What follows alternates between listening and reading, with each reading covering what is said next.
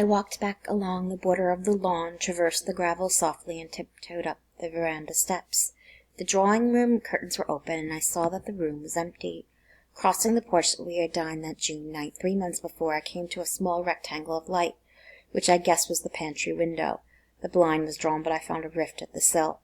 Daisy and Tom were sitting opposite each other at the kitchen table, with a plate of cold fried chicken between them and 2 bottles of ale. He was talking intently across the table at her, and in his earnestness his hand had fallen upon and covered her own. Once in a while she looked up at him and nodded in agreement. They weren't happy, and neither of them had touched the chicken or the ale, and yet they weren't unhappy either. There was an unmistakable air of natural intimacy about the picture, and anybody would have said that they were conspiring together. As I tiptoed from the porch, I heard my taxi feeling its way along the dark road toward the house. Gatsby was waiting where I had left him in the drive.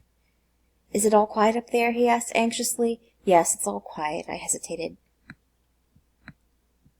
"You'd better come and get some sleep." He shook his head. "I want to wait here till Daisy goes to bed. Good night, old sport."